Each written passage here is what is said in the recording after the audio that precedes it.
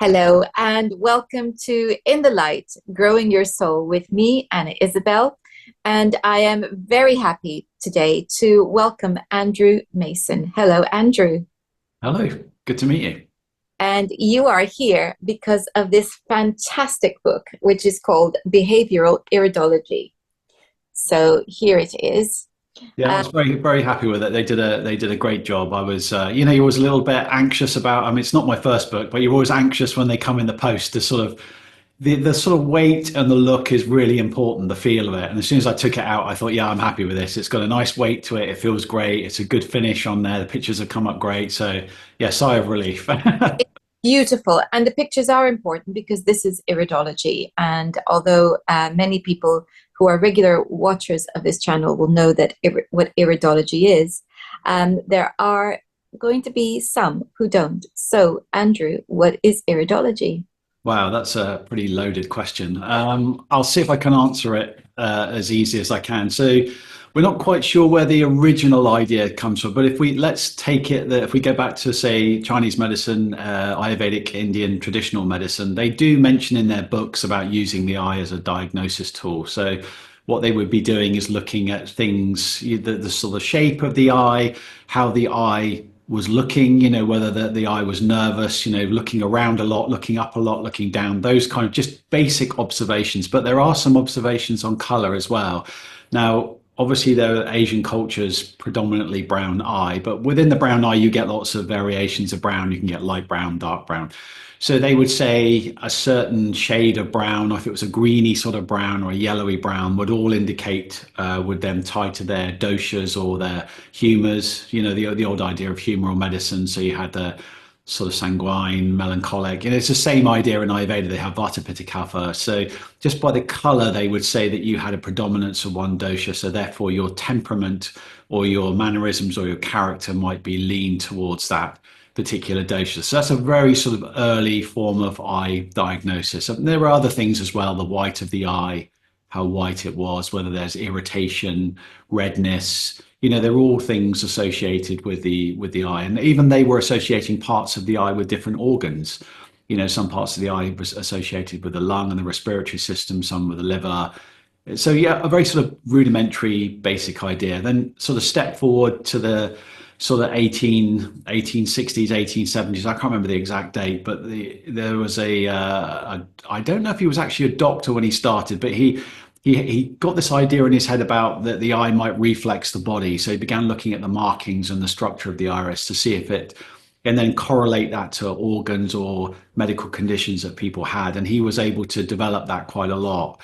And he came up with an idea. He drew an iris map. He drew the left and the right iris, and then he assigned different parts of the iris to different parts of the body, and so on and so forth. And this was basically it's a sort of a process of development that's gone on for a sort of 100 years after that, where people are looking much more carefully, trying to really delineate different types of structure in the iris and really correlate those with certain conditions in the body. And it sort of got quite refined around the sort of 1920s, 1930s in America. There was a group of iridologists working in Illinois, and they really brought in a sort of whole system. You kind of went there to the sanatorium and you'd have your herbal baths and your remedies, and they would look at your iris. And so it kind of developed a little bit, and then it sort of fell out of favor for sort of after that. It sort of fell out of favor a little bit.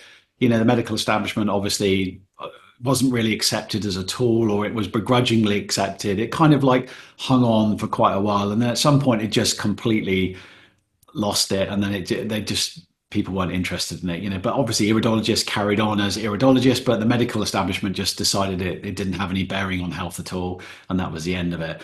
But what gradually happened was, sort of in the 1970s, 1980s, Bernard Jensen in America, very well-known naturopath, he kind of took the iris on board, reinvigorated it, brought it all back again.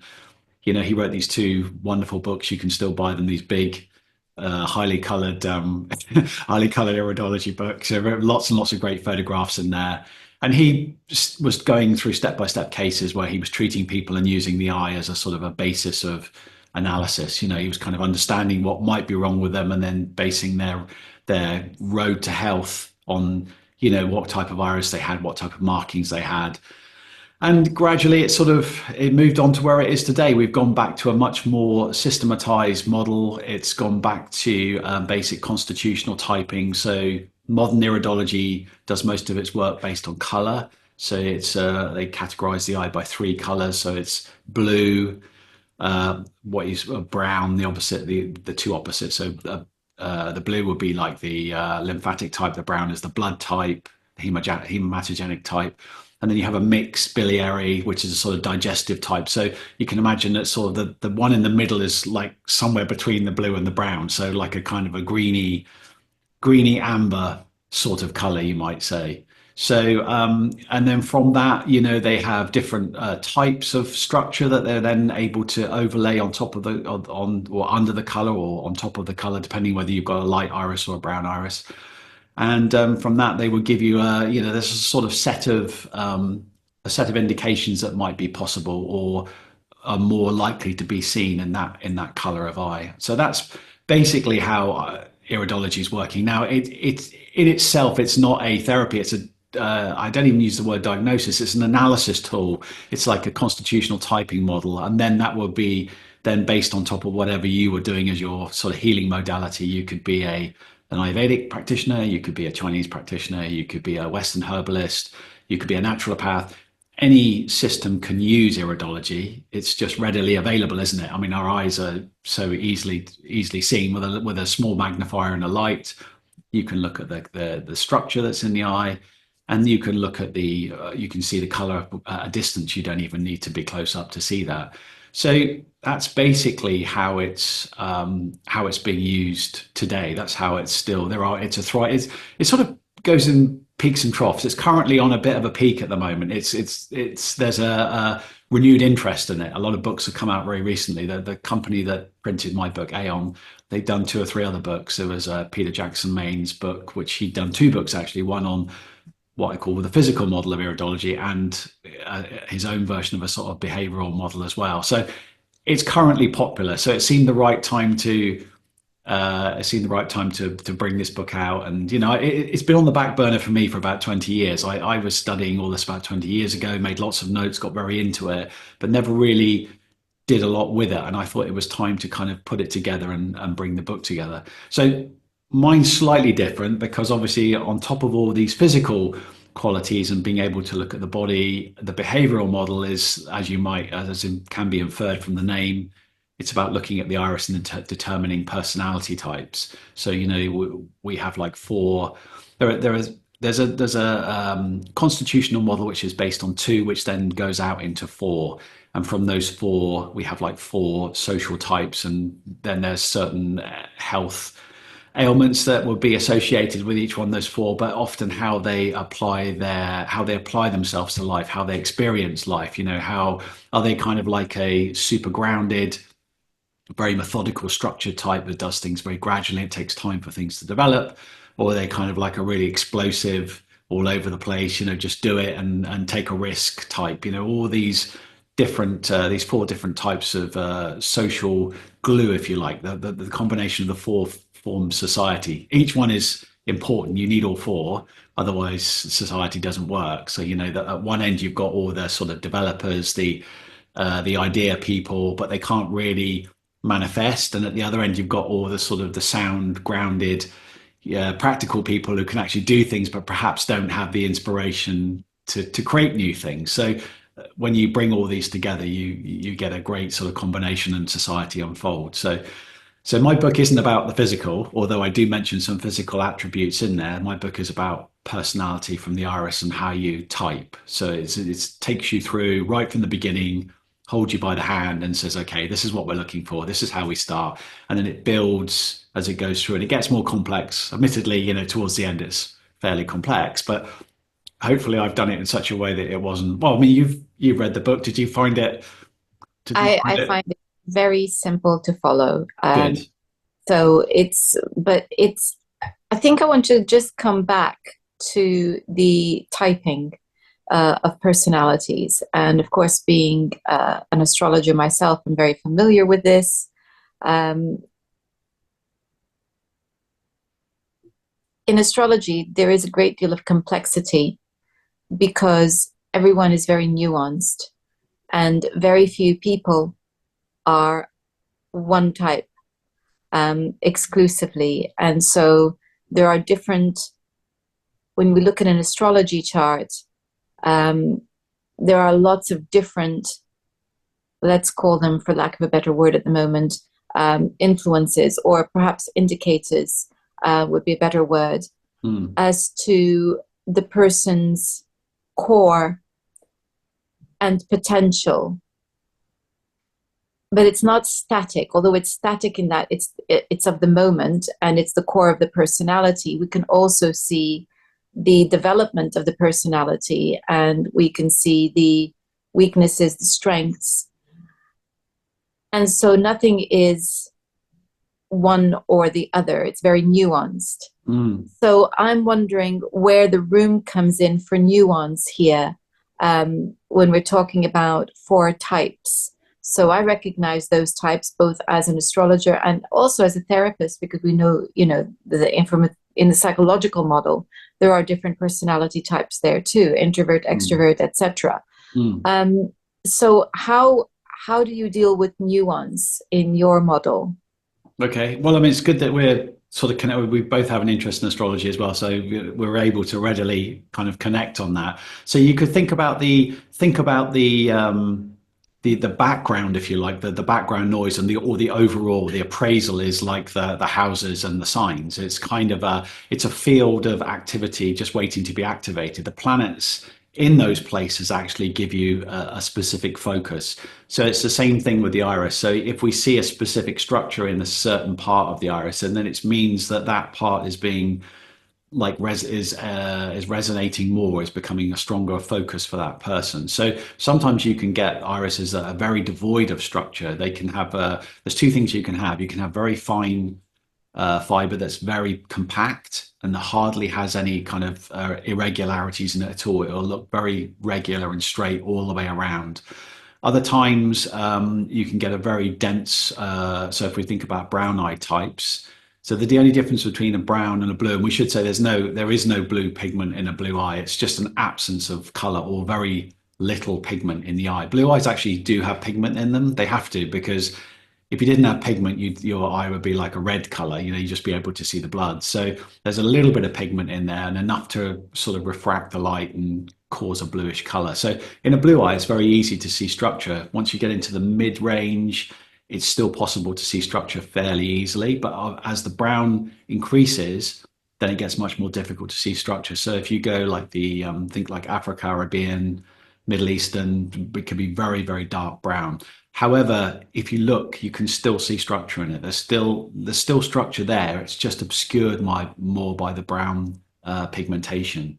So that would make it more difficult for us to determine. It's like if we stripped all that pigment away, we could still see all the fibers the same as any other iris, but it's covered. So it means that if we can still see structure after all that pigment, then that area must be particularly prominent. So generally with the brown, if they get very, very dark, we just give more weight to that part of the iris. That would become super important. It could be less going on for them, but what is going on for them could be super important. It's like something that requires a lot of focus.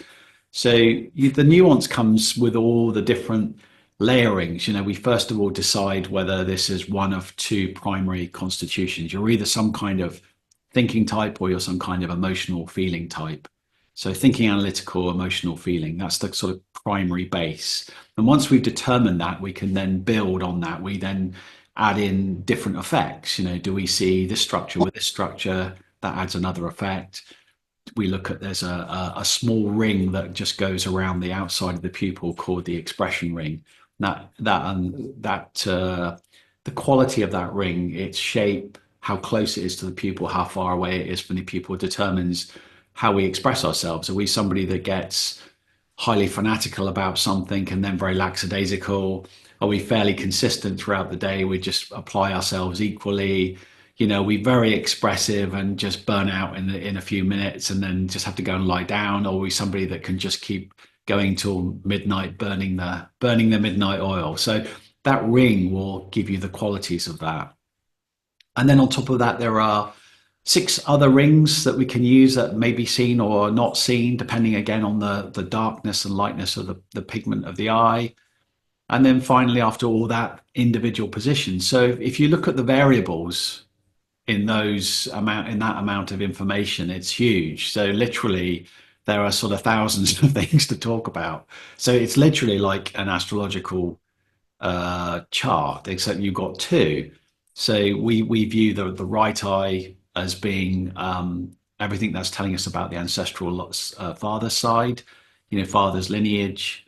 It's also to do with our ability to succeed, to manifest, to make things real, to push our agenda forward, to be single-minded. That's more like with the masculine or the father eye. The left or the mother eye, again, is mother's ancestry, mother's lineage, but it's also to do with like creativity, the ability to let go, to cleanse, to release, to break down. You need both mechanisms to have a healthy body. You need to build, but you need to be able to cleanse.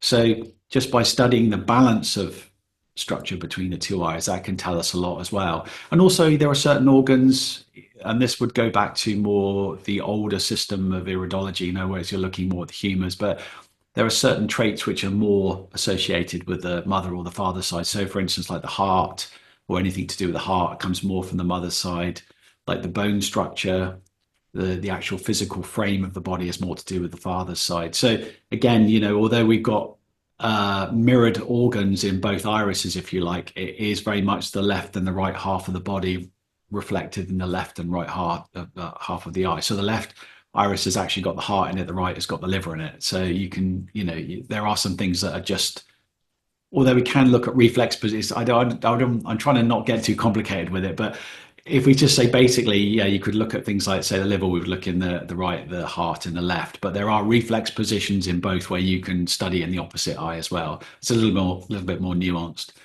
But yeah, so basically, the idea here is really we're just trying to build up a psychological profile or an analysis of the personality, the characteristics, things that they've inherited. What would they excel at?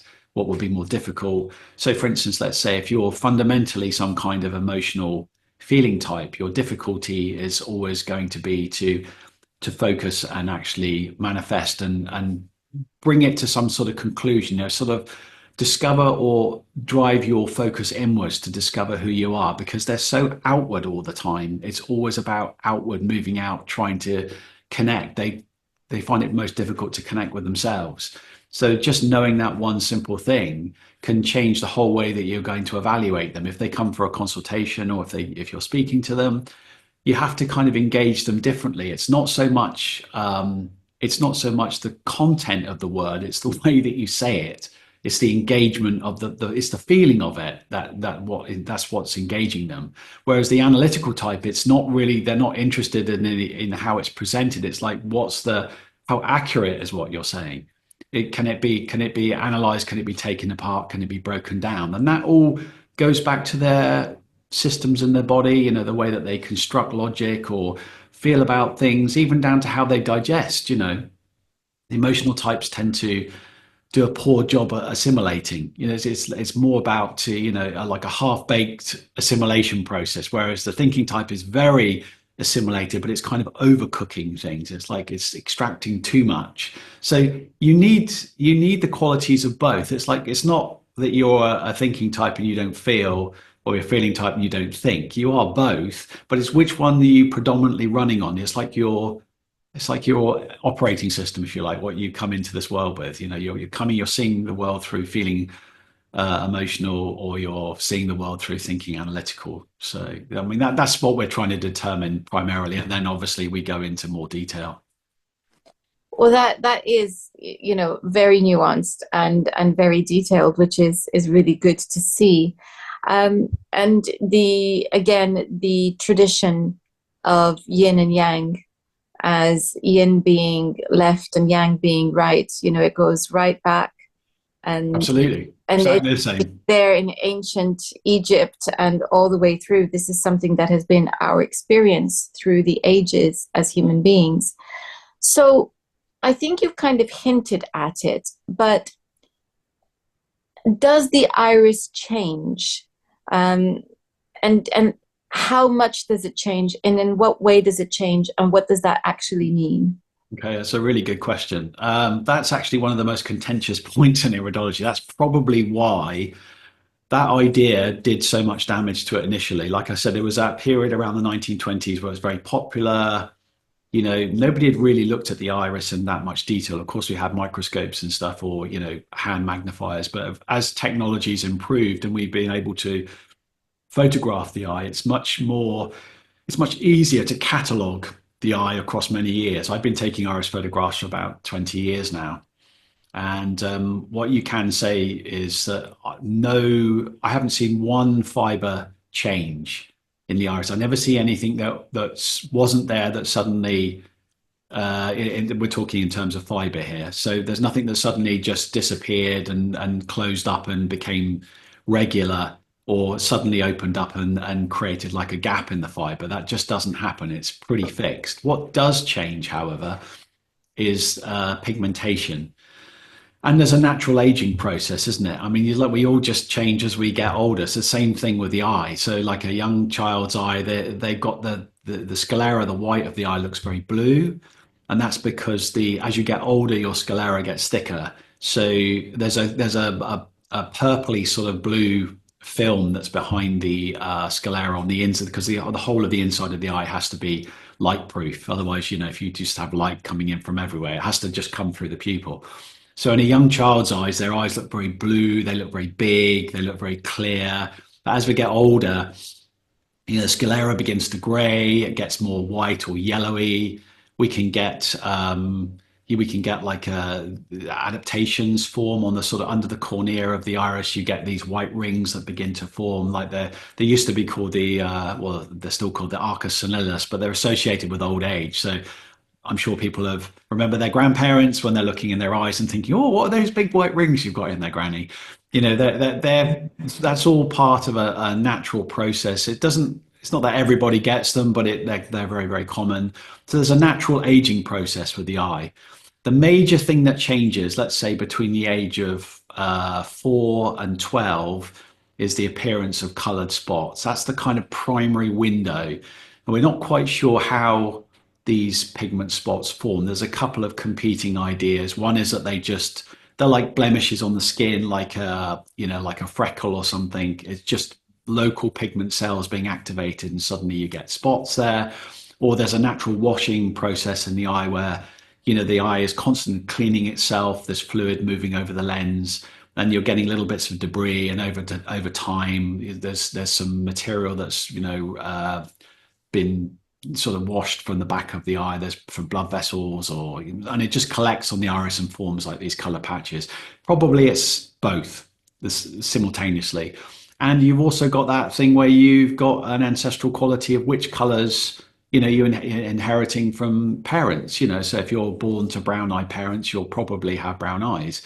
If you have one parent that's blue eyed and the other parent that's brown eyed, you'll probably get a kind of a mix. It's not set exactly like that. There are variances. I mean, my own daughter is, my wife has brown eyes. I've got sort of grey blue. She's got very sort of greeny coloured eyes. So that's a classic case of what you'd expect. But there are cases where you might get two brown eye parents, and yet the child can look quite bluish. There could be like a recessive gene in there somewhere. So it's not sort of cut and dried that you'll. But that's basically the only thing that really happens to the eye is it's added to. So as we age and we move through our lives, these colored spots will appear. And they're very important for us. They're one of the primary things that we're looking at. Fiber and openings in the fiber. So the more open, the more gaps or holes we've got in the iris, that's more like an emotional feeling type. So these are the type that you could think about it as like there's something missing in their lives. There's a big space. There's like something needs filling and they feel empty. And the bigger the openings are in the iris, the more that is the case. The opposite to that is a thinking analytical type, and they're identified by the presence of these colored spots, these freckles. Now, they can come in lots of different colors. They could be like dark yellows, it could be reddish browns, even black spots in the iris. So, in a dark brown iris, you might need, well, you would probably see a very dark pigment in there to be able to determine them, because obviously the background is brown anyway, so you need a black spot to be even to be able to see it. So those are like the opposite energy. They're very concentrated spots of energy. So they're like the thinking type. It's all about analysis and gravitating towards something and getting very condensed and getting very focused. So it is the presence of those two things in the eyes that we're using primarily to identify. So we're looking at fiber, if they've got like open fiber, closed fiber, have they got these spots or haven't they got these spots? Now, in the absence of, let's say, there's not really any openings in the iris and there's no spots at all, how do we determine whether this is a thinking type or a feeling type? Then we just have to work with purely with the fibers because there's nothing else there for us to look at but fiber. So we look at the fiber quality, and if the fiber's straight and regular and dense, it's a thinking type. If the fibers are sort of a bit wavy, wiggly, and there's like small spaces between them, it will be the emotional type. But I've got a great graphic I show in the book where I show you the two halves, the two opposite polarities, but they also have a point where they almost touch. So the closer you come to that point in the middle, the more difficult it becomes to determine whether it's a thinking type or a feeling type, purely by virtue of the fact that you're kind of moving to a point where, there has to be a point, doesn't there? It's like having two blobs of paint on a palette, isn't it? Putting black and white on a palette. They're always black and white, aren't they? But there'll be a point where they actually touch, but they're still either one or the other. It's the same thing with the iris. So, we once we've made that fundamental determination, is it thinking analytical or is it feeling emotional? Then everything else follows, and we can base a whole analysis on that. It's like a bit like astrology, the most important thing is the ascendant, isn't it? Once we know I don't know about Western, maybe it's not, but I think it would be like rising sign, isn't it? Once you determine them, or would it be sun sign? I don't know. Maybe that's a bad analogy. Well, it's a bit more complicated than that Yeah. because they the reason the ascendant or rising sign is considered to be so important is because that is the point on which the structure of the chart is built. In terms of the character of a person, yes, obviously it's if the whole chart is built on the ascendant, that's fairly crucial. On the other hand, what is symbolized by the sun and the moon is equally important in its own right. So it's one of those things where it's Probably the analysis I'm talking about, the constitutional type, would be a bit of everything. It would be ascendant and sun sign. But I was just trying to make the point is like if we don't get that bit right, then exactly. everything else is for nothing. It's a bit like trying to read a chart from without knowing what the sun sign was or the ascendant. You wouldn't even Yeah, know. you're missing information, crucial bits of Yeah. information. So that's very clear, that the eye does change, and I would have expected it to because we don't stay the same. We're not static. So and we do develop. So it's very interesting. Now you were talking about the changes that come with aging. So I what occurred to me was the research and the work that's been done on telomeres in the cells and how very often they don't correlate to the chronological age. So there's the aging of the body itself and the chronological age, and so we can see whether we're aging more quickly than expected, for example, Mm, or where we're about where we might expect to be, from a biological perspective, in a mm, chronological perspective, or whether our bodies are actually younger than our chronological age. mm. Um, so I was just wondering whether the iris can tell us that. So when we're looking at the iris, can we see that the aging process is where it should be, or it's a bit faster than it should, or actually it's taking its time? I mean, yes and no. I would say that obviously a good white sclera is a good sign, a brightness and clearness that there's not a fogginess. If you're getting like a fogginess or a glaze that's starting to come over the iris, it's more foggy, and particularly like those. Well, I call them determination. Well, the determination rings as They're like these white rings that form around the outside. I was talking about these sort of cholesterol, well, used to be associated with cholesterol. Sometimes they're called sodium rings, but were associated with like aging in the body. So if you're seeing those prematurely, that's not a good sign. So usually those rings used to be seen around, I mean, kind of like 60 would be normal. You start to see a formation. A white ring would start at the top. Sometimes it starts at the bottom, and gradually over time, it completely encompasses or surrounds the edge of the iris. So if you're seeing that, I've seen them as young as 20, which is not particularly a good sign. So that would be an indicator that there was some imbalance there. I mean, behaviorally, they have good qualities. They do certain things. They are good for something, but it's not necessarily something you want forming at an early age. But I would say those are the kind of main things that I would be looking at, like the formation of that one particular ring, the clarity of the iris all over, whether there was a cloudiness to it or clearness, um, and then just generally the quality of the sclera as well. Those are kind of the main things. I mean, the eye was always traditionally used by doctors throughout the ages. The first thing they used to do. I mean, I can even remember going when I was a kid. I think they looked in my eye. So, I mean, it's always been a good indicator of health, and it's so readily accessible. There's no special equipment really needed to look at it.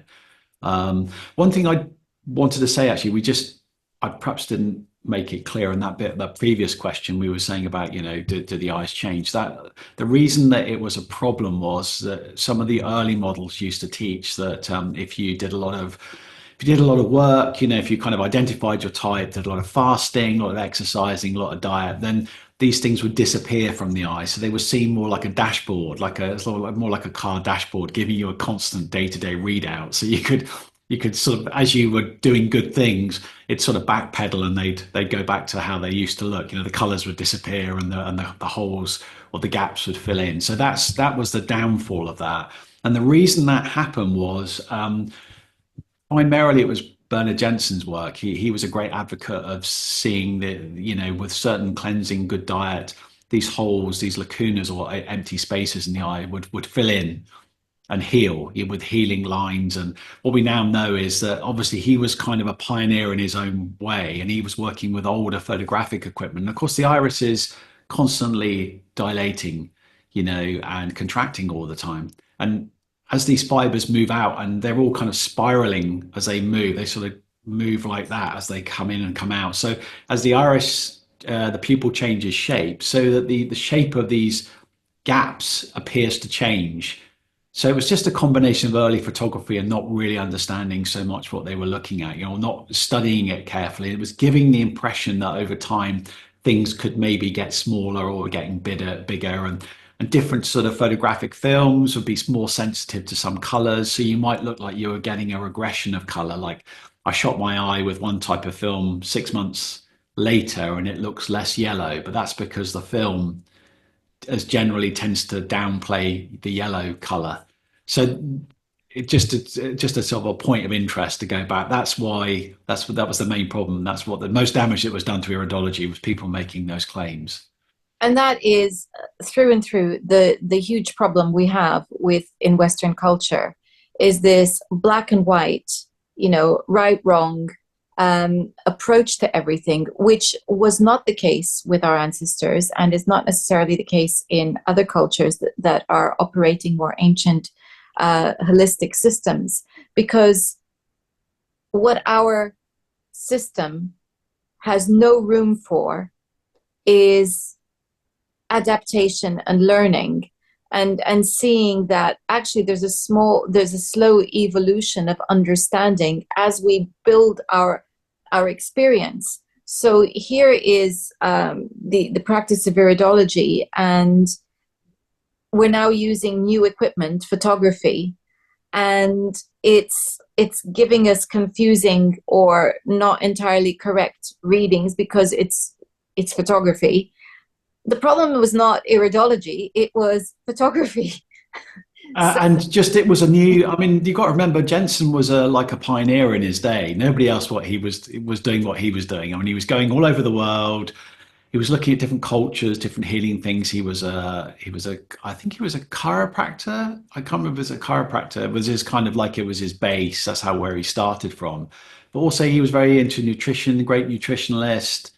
Just liked a lot of looking at these cultures, how they dealt with illness, and he was working a lot with fasting and sort of water baths and all kinds of revolutionary techniques. And he was getting really good results. Basically going just, it's like that fundamental of a lot of these Asian systems, like Ayurveda is the same. You're only really confronted with two things. Do you make the person, are they emaciated and do they need building and making stronger? Or are they blocked and they need cleansing and releasing? That's the only two real criteria. Now, how you do that, of course, obviously, is the art of the practice. But he adopted a lot of that and brought it back to the West. And then he was trying to, obviously, cameras were getting more popular for that kind of work. And even his last book just touches on work with computers. He brought in a specialist computers, a guy called John Miles came in, and even today he makes iris photography cameras. He's a specialist in that. So he was kind of he was just a pioneer. He was just an early adopter who got in and revolutionized it all. But there were failings. It was just like you say, it was the failings of not the technology perhaps wasn't ready for that. It's so easy now with mobile phones. You can take a picture of your eye in a second and email it to somebody. Integrating new information, integrating new knowledge is not going to happen overnight, because we have to build up a body of evidence. What are we in astrology doing with all of the bodies that have been, or planets that have been discovered this new century? That's a work in progress. We're learning about the correlations and the symbolism and the stories, and it's very exciting. But where we will be a century from now in that understanding is a century from now. We'll have had a century's worth of data that we don't have yet. So we have to understand that this type of knowledge is something that is built with our own personal experience as well.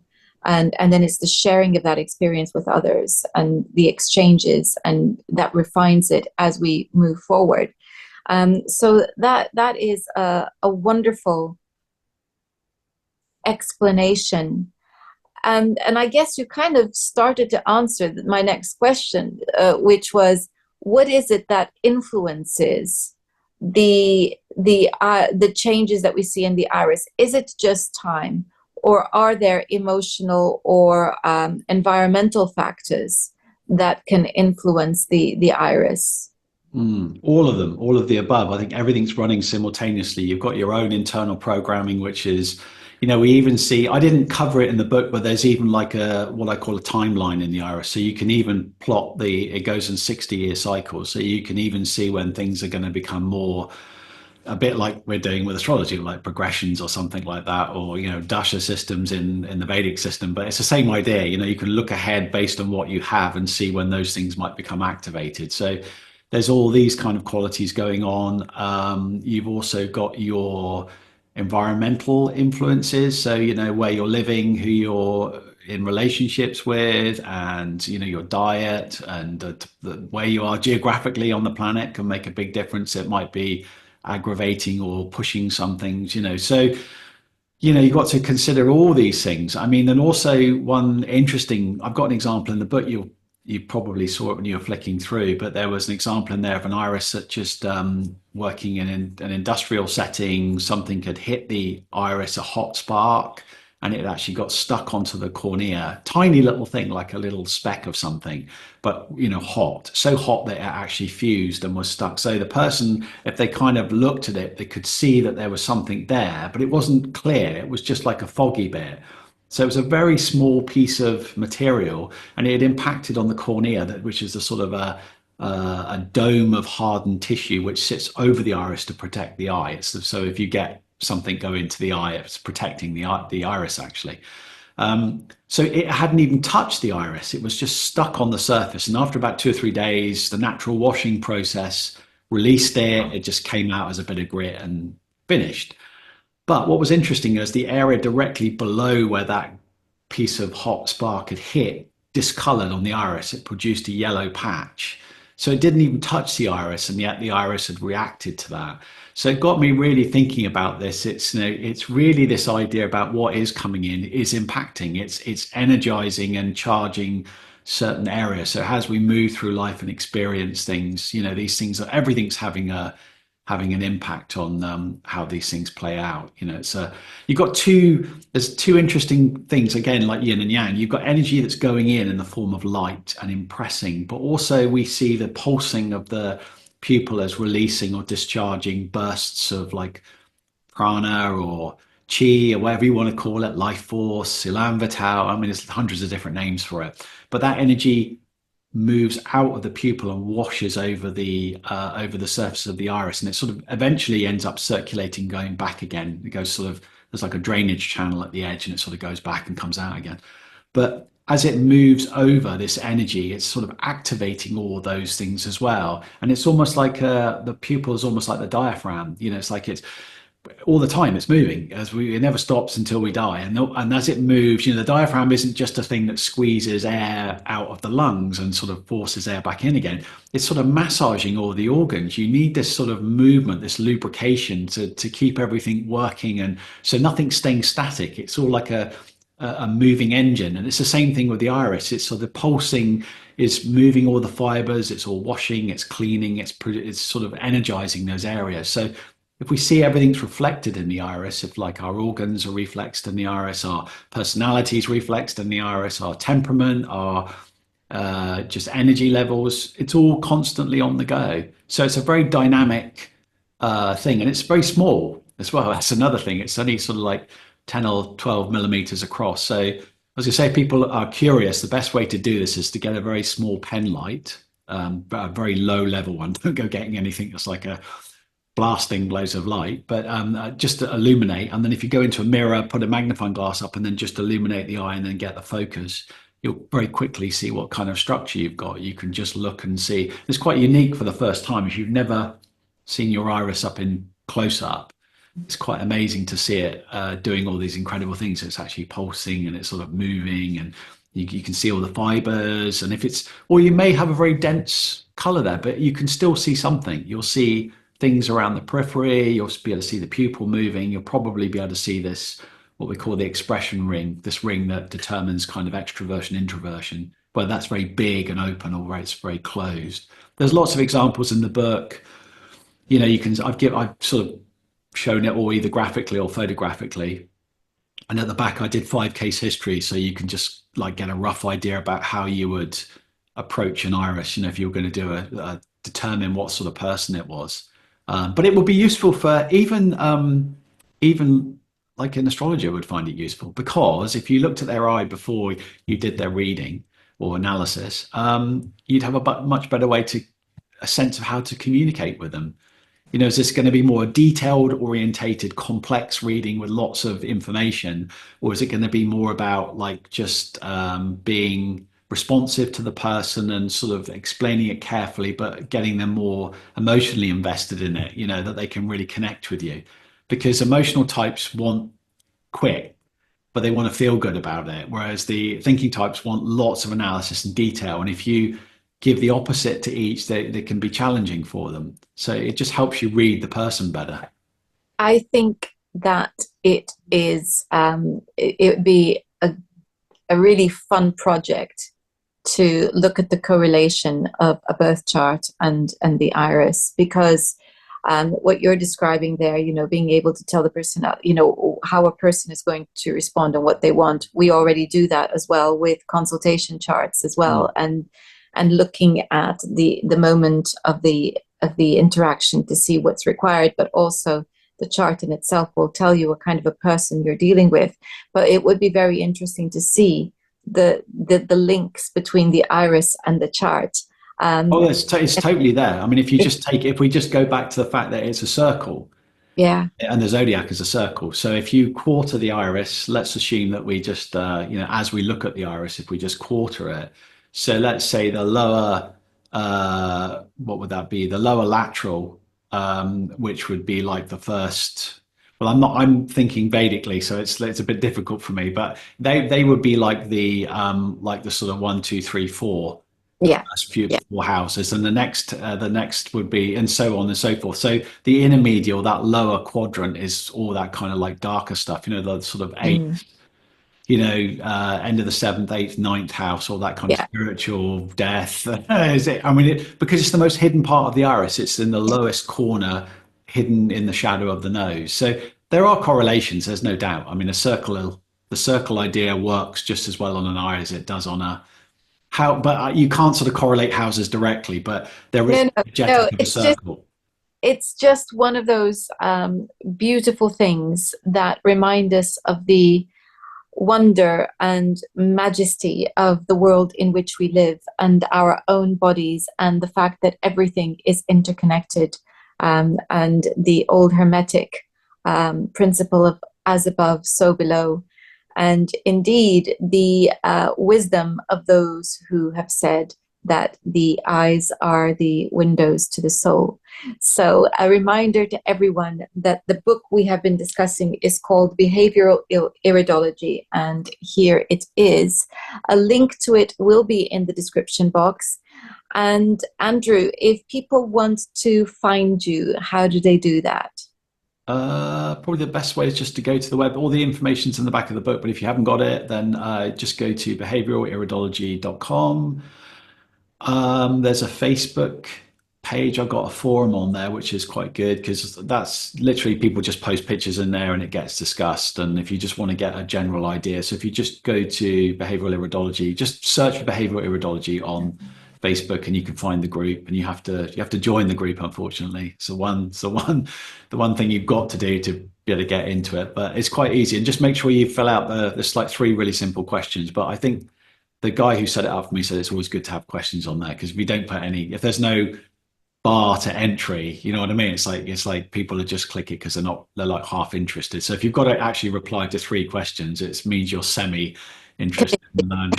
Yeah. So it's like Committed. that slight But filtration system on there. So you could do that. Yeah, and there's plenty of information on the website.